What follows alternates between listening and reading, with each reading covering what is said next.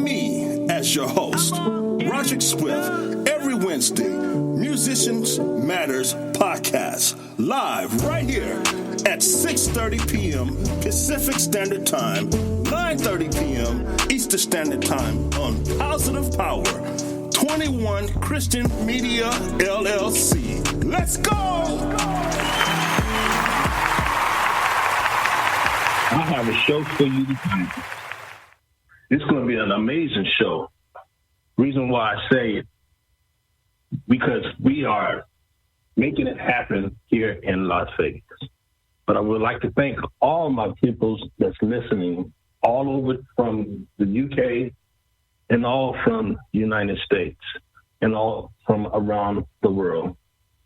Let's welcome our guest, Jay Spight. What's going on, my brother? Hey, can you hear me? You doing all right? I'm doing great, brother. How are you? I'm doing real good. I'm hanging in there. Tell us a little bit about yourself, little bro. Man, what you want to know? Born and raised in Las Vegas, 44 years old, Vegas native, been a musician, been a drummer in Las Vegas for the past 30 years. Happily married 6 years. I have 6 beautiful kids. My mother's my biggest superhero. What else, man? What you want to know? Well, it's a lot that you can tell the world, basically, but it's just interesting that I see that you yourself is a 49ers fan too, my brother. Yes, sir, man. Through and through. Bang, Niner game. Been a Niner fan since I was a young lad. Yes, sir. Pretty great this season. Yeah. That was an amazing game last week, wasn't it? I was there, man. I was in Arizona last weekend. I definitely enjoyed myself. That's the first Niner game I've ever went to in my life, so it was definitely worth the treat. So now I'm planning on going to a playoff game this year. That was a great experience. I bet. How was it experience at the 49er game at your first time being there? To be an away game, we actually took over their stadium, man. It was more Niner fans than it was Cardinal fans. Wow. That's amazing. Yeah, because I've seen it on the previews and everything that was showing up there. It was like very interesting. The Niners had that place, basically lit, and a lot of screaming and a lot of yelling. I hope you didn't come back hoarse, did you? Nah, man. I'm a real laid back fan, and especially because I was there by myself, and sometimes football games would get a little out of control. So I was in my own little lane, minding my business. We score, I cheer. You get a turnover, I cheer. So it was cool, man. Amazing. I see that you've been doing a lot for the community, and then it made me feel glad to support you. I see that you've been doing a lot as far as your brands and building your brand and stuff like that. And it made me feel good that you was out there touching bases and touching the community, like I am touching the world. That's a blessing. Let the world know what you're doing from here and across the world. I run the organization along with my really, really dope team who may be tapped in right now, called Out of Bounds Outreach. And we've been effectively under our nonprofit since last year, but we've been running this this organization for the past 8 years. And what we do is we put on charity games. For the past 8 years, we've been really pouring back into the breast cancer awareness community. We've done a couple different things, like silently, but our baby is the ministers versus musicians games, and that came about by having conversations or conversation with a gentleman by the name of Pastor Chris Lowry. We started this thing together 8 years ago, and we severed ways. His calling was something else. He wanted to focus on being a pastor, and for me, this game is like my baby, and it brings everybody together. So it was a great partnership. I appreciate everything that I learned from Chris. Really good guy. But for the past 8 years, we've been having ministers versus musicians. We have musicians from the Las Vegas community, and we have ministers from the Las Vegas community. And we play basketball. It's organized. We have referees, man. If you've never experienced it, I'm going to encourage you to check it out. In 2024, we're going to be in Memphis, Tennessee at the end of October. And we're also going to be in Vegas the beginning of October, both breast cancer awareness games, both ministers versus musicians. So it's a great event, man. Our duty as Christians is to give back to our people and to help those who are less fortunate. Yes, sir. That was amazing. I'm telling you, that was top of the line when I went there and experienced that, even though I was having situations, as far as with my disability, I had 2 back surgeries and stuff like that. But I was truly thankful that I was able to just be on the sidelines, just representing. Matter of fact, I'm looking at the shirt right now. I'm for the team ministers. I was representing the ministers this time, but I was representing the ministers, but I couldn't play, but I was representing them. It was a great experience. Hey man, listen, and it's a lot of people that don't show up because they think I expect them to play basketball. No, I expect you to come and support and root on. If you're a musician, root on your fellow musicians. If you're a minister or pastor, root on for, cheer for your brother in Christ. It really is about us all coming together, right? Mm-hmm. That's what we're supposed to do. We're supposed to fellowship together. I hang my hat on this word, the Greek word koinonia, that means to fellowship. And, time has gone by. I'm 44 years old, and majority of the people that I've met in my life is through sports or through church. And we've lost the niche to fellowship with each other without having to get on the instrument or having to get in somebody's pulpit. We just need to fellowship, man, become brothers and sisters again. You're right. You're right about that. That's a great nuggets that you was given. Next year I will be representing on the sidelines again, the musicians. But I'm just telling you, it was just a great experience and a great atmosphere change. But not being in the church, that was a sign of worship when you can all of the people together, coming together as one, and no big eyes, when little T's or whatever, stuff like that. It was like a amazing atmosphere, and I really thank you for bringing the community together. No problem, man. It's my awesome. Can you hear me? Awesome. Yes, sir.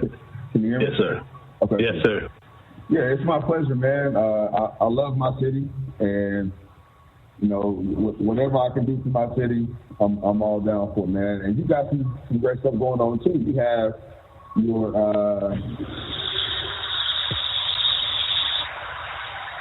I got the podcast going on, and I have this is going to be my first annual Black and White Tie Affair next year, November. So I hope to see you there. Absolutely, man. We'll be in the building. No, you do your annual every year. It was at Wealthy Place the past 2 times. Yes. And you have some great musicians coming there, man, and they really show their talent. Too bad I haven't got that invite yet. Okay, but we're definitely going to have you on next year. Because I'm not next year, but the 25th, 2025, because I plan on it. I do it every year, but since everybody has been, supporting it every year for the past 13th year, I'm saying to myself, let's just relax and break bread together, and put your suits on, put your ties on. You have some clean comedy. We got some good music. And just an excellent chef that's going to be there, and I'm great to say about it. He's going to be he's my cousin, so he's at the Park MGM. He knows exactly what he's doing. Chef Coleman, shouts out to Chef Coleman, and he's going to be laying it down for us. But I'm gonna have my Swiss sauce out there too. So you'll be able to taste that sauce out there. Oh, right on. Right on.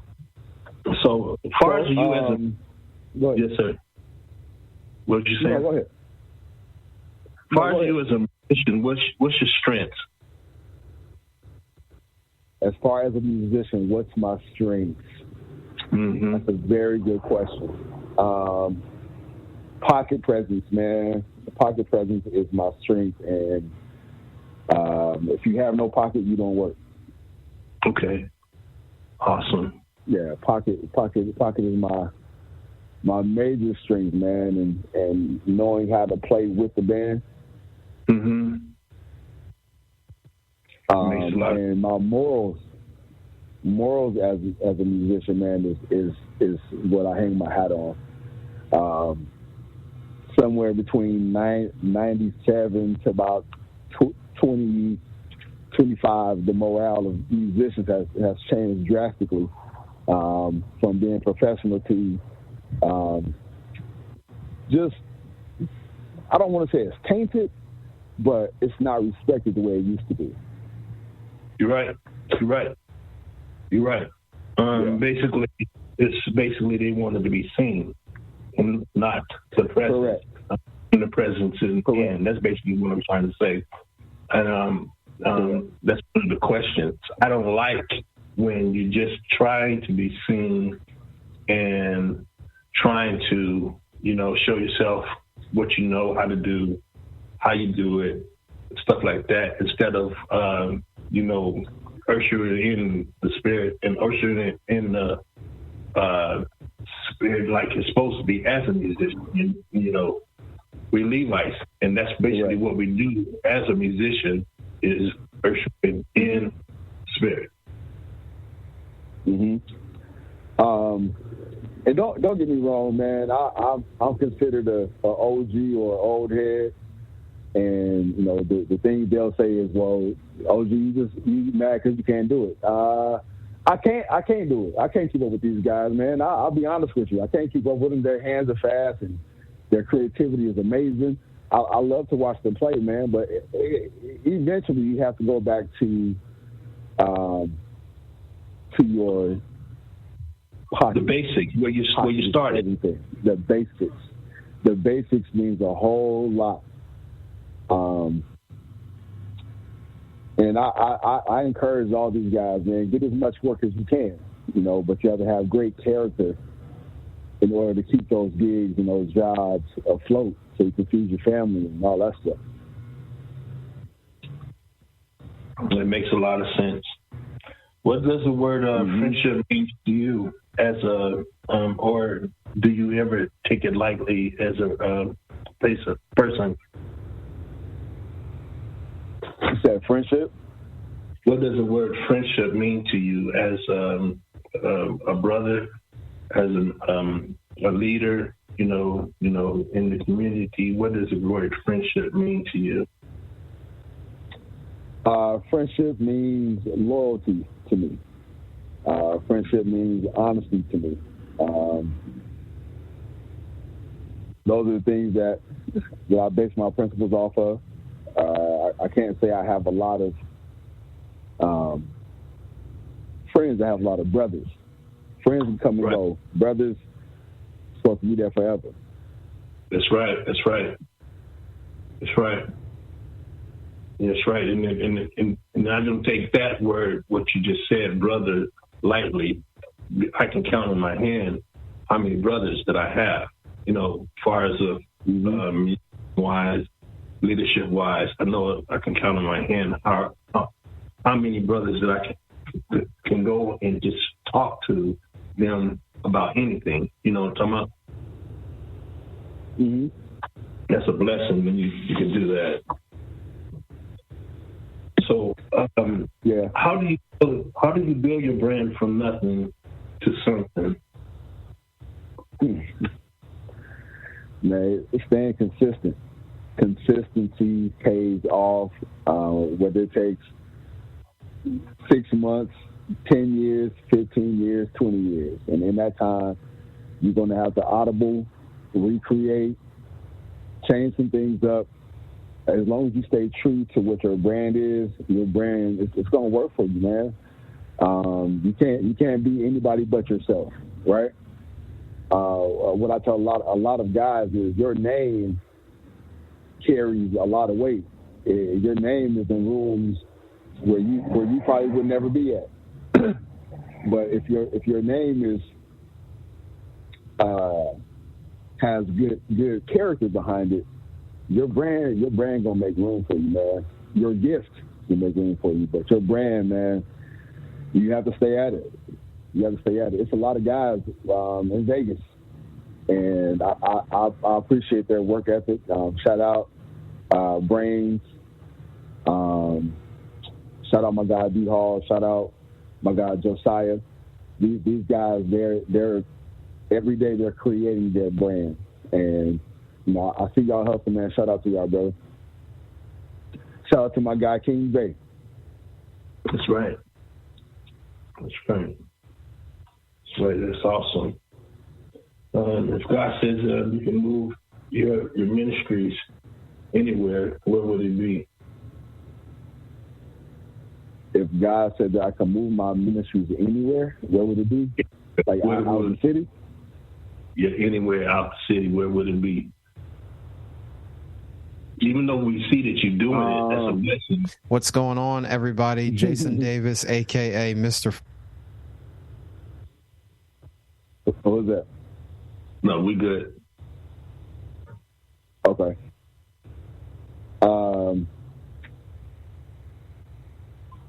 That's a great question, man. I got some southern roots in me, man. It's a city that I love to go to, and they embrace me, and I embrace them. I would say Baton Rouge, man. Awesome. I would say Baton Rouge, Louisiana, yeah.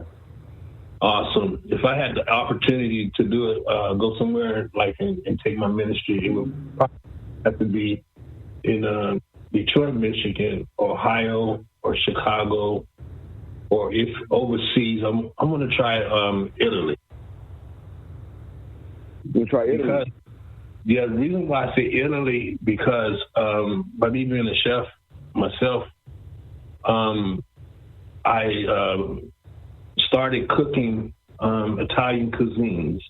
That's nothing but sauces and, like making pasta, homemade pasta, like the pepperoni and,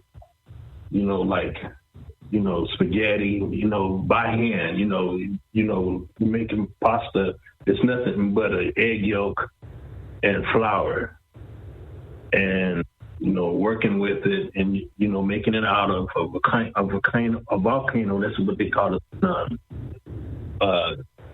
Culinary school, making it out of a volcano and bringing it together into a ball, and then from the ball it makes the pasta, the raviolis, it makes everything else. So Italy would be my first out-of-state country to go to do my ministry. That would be interesting, just to take a trip out of there, because I know the cuisines, I know the art about Italy, I know everything about Italy, but I just want to, have the opportunity just to go and say, yes, I've been there. Yeah. I didn't know you were talking about professions. You said ministries. So if I can go anywhere, I'm gonna still keep it in the U.S. And based off of what I'm doing with this basketball thing, I would definitely go to the mecca of basketball, and that's New York. So that's where? New York. New York. Okay. Awesome. Yeah. That's amazing. Do you have any favorite quotes, little bro?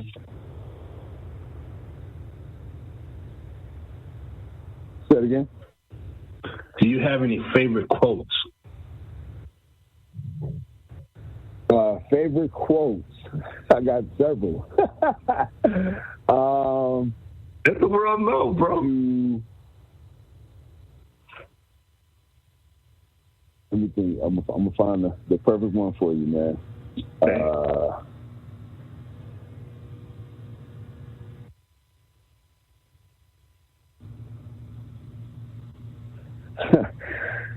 My wife is feeding me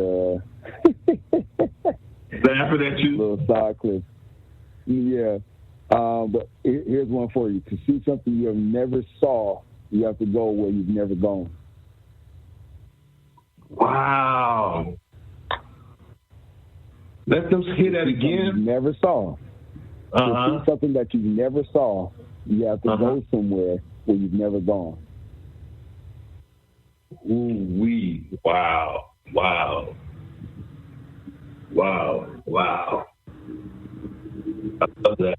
That's deep there. I mean, you gotta stretch yourself, man. You gotta push yourself to the limit and do some things that you've never done before to get different results. Yes, sir. Yes, sir. I accept that. Let's see, probably about 4 or 5 years. No, excuse me, not 4 or 5, 2 to 3 years. I went to Nashville. Never been there before, but my chemist was out there in Nashville, so I had to take the opportunity to go out there, meet the chemist, and then get the product started from there. And that was an opportunity never experienced before. That's exactly how I felt, like an awe moment. Experience. What's the process of for you dealing with performance anxiety? Have you ever had that as a musician? I have, and before getting saved and really taking my relationship serious with Christ, I would say 22, 23, I would take a couple shots of some alcohol, and that got played really fast. Now, if there's any type of anxiety or anything like that, I'm quiet. I'm really, really, really quiet. I have to be in a dark room and have like some really, really eclectic, meaningful Robert Glasper playing in my ear. That relaxes me a lot. That sounds very interesting. That sounds like me because when I like in the studio, I'm talking to you right now. I'm either listening to McDonald's the Gospel Fest, or just listening to some relaxing music. And I have to have my, because I have migraine headaches, so the room has to be dark. The room has to literally be dark. I even got what they call it, those dark curtains all around the apartment right now. So it's a situation. Wow. Yeah. It's not a day since, I have been diagnosed with epilepsy that people don't know that I had a headache. That's the trip part about it. And then when I had the back surgery in 2019, it made it worse. So it's like it's coming and going. It's like bam, like your headache is saying I'm here. It's not a spirit. No, it's not a spirit, but it's just it made it worse than it was before. Let's put it like that. Mm-hmm. Yeah. Man, I'm praying for your speedy recovery, my man. Yeah, definitely.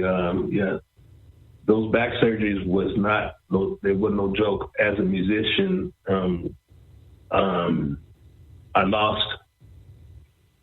Thank God that I am a drummer. Thank God that I am a musician. Thank God that I am a servant. It took me a while to get back to where I was playing for GMWA again. But that was an experience of a lifetime, losing everything. I lost all my lower extremities. I lost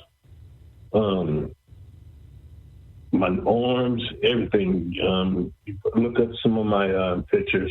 As a matter of fact, I posted it on today on how 4 years ago that when I was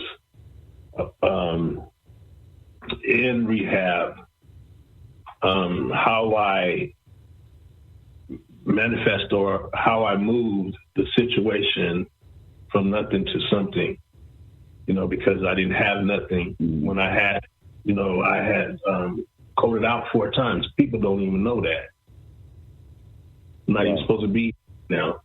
But I'm thankful to God that He gave me life again, But yeah, I am still living. That's a blessing. Praise God, man. Praise God. Yes. Hallelujah. Yes. What separates yourself from the other artists? I'm going to say my character. My character and my discipline. It's not just about music for me. It really is about building relationships, and because a lot of people they'll hire you, but they know nothing about you. So for me, my character alone, I stand alone a lot of times, man, and I want to embrace people as much as I can when it comes to just building character and friendships and that type of thing. But character and discipline. I'm disciplined to stay in my own lane. Awesome. So, yeah, man. Awesome. So, what lessons have you learned in the music industry that you wouldn't do anymore? If I might ask that. Absolutely. Get everything you're writing and require the public. Require what? require a contract, and a deposit. Okay, gotcha. Yep. It's a lot of sense. You got to take care of business before you sit down and do anything. What if, like myself, I got a big heart, but I'm not going to let nobody take over me. But what if God just said, put on your heart, just bless this person or bless this congregation? How would you see that situation? I have no problem doing that. That's where my heart is. Okay, so, I got it. Here's my logic when it comes to that. All right. Okay. We both agree that church has turned into business. Once they started getting, they make you fill out the 501c3 and the 1099s. It's now a business. So once you require it as a business, now I'm able to ask whatever price I want to ask for. It's up to you to decline or accept it. Right. Right. Many churches will ask you to come and play for their services, and it's like a 3-hour service, 4-hour service, and it's nothing wrong with that. However, let's not be inconsiderate and pour back into what was just poured into you. Being a musician it's not an easy thing. It's something that God gave us, talent wise and gift wise. And I do believe that our gifts make room for us. That's another one of the quotes that I believe in. But at the end, you have to take care of business. So you can't tell me that you're going to give me an X amount and then you're ducking and dodging me for weeks at a time to give me what you owe me. Does that make sense? It makes a whole lot of sense. If they didn't turn church into a business, then like by all means, I've played for free several times. I started off playing for free, if you want to be honest, and I know how to humble myself. Being humble is my thing, but I'm not one that's going to be taken advantage of. Yes, sir. You mentioned something about GMWA. Those GMWA, they pay dues, don't they? Yes, sir. They do pay dues, so I'm sure they every year. So I'm pretty sure that they break bread with whoever their musician is. There's no way possible they could get a guy like David Blakely and say, "Hey, I need you to play for GMWA for free."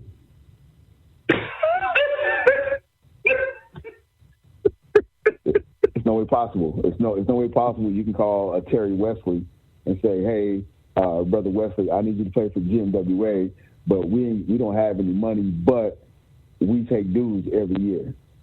Come on, man. You're right. That's basically why we're seeing conflict in the church or the aspects or the world today. Am I saying it right?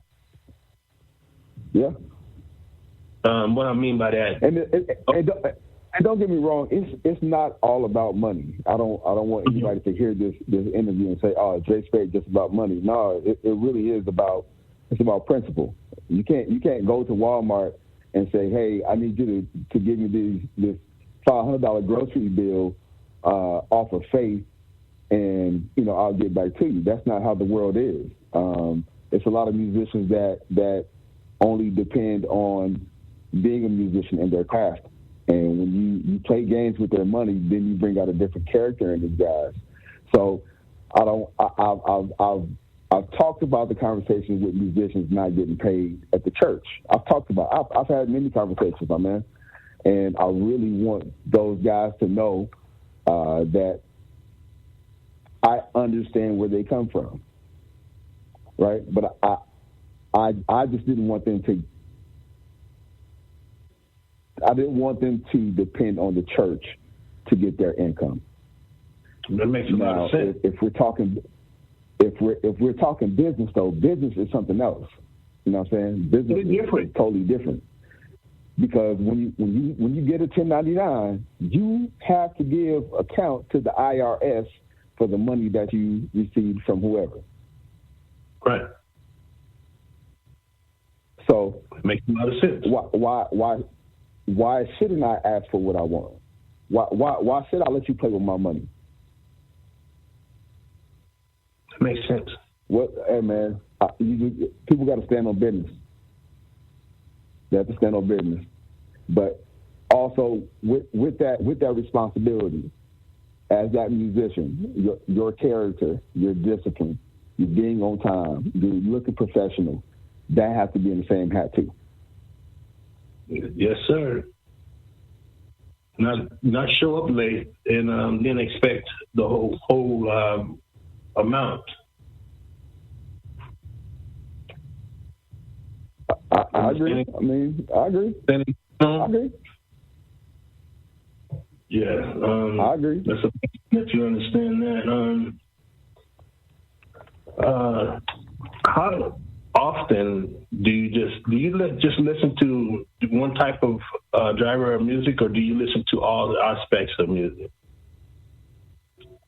I listen to everything, from bluegrass to jazz to gospel to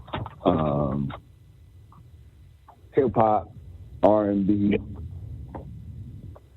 Latin. I'm on all of it, man. I love music. Oh yeah, I like that cha-cha-cha stuff too myself. I'm more of a, I didn't say anything. I'm more of a cha-cha-cha person. I like that jazz rhythm. I can swing some music, as far as the jazz, you get me on the set, that's all she wrote when it comes to jazz. Because basically when you're playing jazz, all you're doing is painting a picture. From the beginning to the end. You can start you can start there, and then you can start swinging next after you're doing that. That's pretty interesting. So, my wife asked me what was the highlight of my Arizona trip, and that was the highlight of my Arizona trip. This random Caucasian brother, he wanted to have a conversation, and he was a guitar player. And one of the things that we came up with, the conclusion that we came up to, is that being a musician, you're an artist, right? Mm-hmm. And whether you're a good artist or whatever it is you want to label it, art is art. Everyone may not like your art, but when you have, let's say I got a paintbrush and right. I'm at a canvas and I dip my paintbrush into red paint and I just splash it on the canvas. Who's to say that that's not art? That's art to me. It's about me being creative. Yes. As an artist. So a lot of times musicians aren't understood because of them being artists and wanting people to understand who they are. Mm-hmm. We are very complex people. We are very, sometimes, weird sometimes. Because we just want to be heard. We want to be heard. We want to be understood. And a lot of times we're just trying to create. We're just trying to create a different sound that nobody's ever heard. That's what artist is. To paint something that you've never seen before. That's right. And you have a certain thing as far as of my trademark is a shuffle. When I play, I do a shuffle, and you can tell my trademark. I know you have a trademark. I'm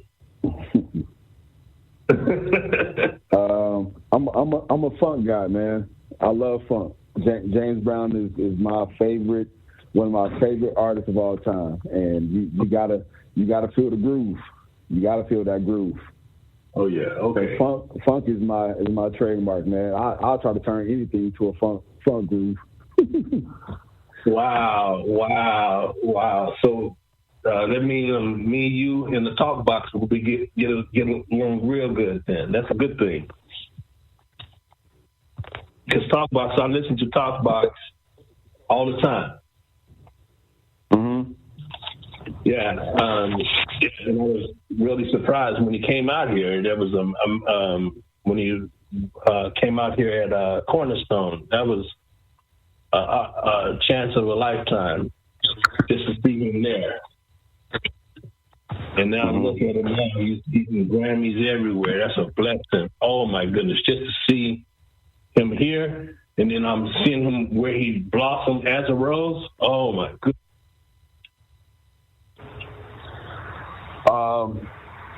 You brought up Talkbox, and what I'm planning for my birthday in February is a jazz and cigar type joint. And you know, if the cigars aren't offensive to you, man, I would love for you to come out. And I got somebody, man. He's Vegas. He's a Vegas breed, and he works that Talkbox, man. His name is Trey, by the way. And we got some things cooking. Man. Yeah, so only if I can be outside. Huh?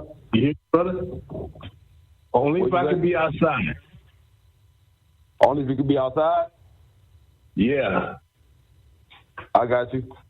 The reason why I'm saying that because of with the headache situation, that triggers other things. You know what I'm talking about? I may just wait to hold off on the cigars because it's a lot of people that don't like to be around cigar smoke, and I would hate to not have the support based off of cigars. So I'll have that in my own leisure. But I can promise you, music-wise, we're gonna give you an eargasm for sure. I can't wait. But as we coming to a close, what do you have to say to positive to the world and to the nations? To the world, live your truth. Be honest and true to yourself, man. Keep God first. Stay disciplined. Stay loyal to the soil. Stay loyal to yourself. Work hard and love God, man. Love God and keep creating. Every day we get up, we have a new chance to create something different. Amen. Awesome. So, this platform is open to you anytime. You can come on this platform anytime. Don't let this be the last time, little bro. And I appreciate you for accepting the door or the phone call. And hey, man, thank you for the call, brother. Thank you for that. I would like to thank my brother and my mentor, Jerry Royce, live, and I would like to thank Tyler Gaston for doing all my engineering work as far as making the songs for this platform and all of the platforms that I use as far as Musicians Matters and Drummers United, Music and Arts Fits, and everything. I just like to thank everything for all of my brothers that they're doing for me. And it says, dignity had always gotten us through. It was a choice and not always the easy one. But the people I respected the most in life made it again and again every single day. Lady Michelle Obama, thank you. Have a blessed and a prosperous day.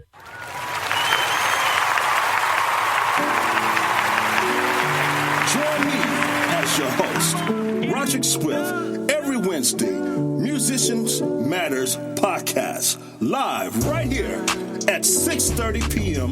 Pacific Standard Time, 9:30 p.m. Eastern Standard Time on Positive Power, 21 Christian Media, LLC. Let's go! You're listening to Gears Live Worldwide Podcast.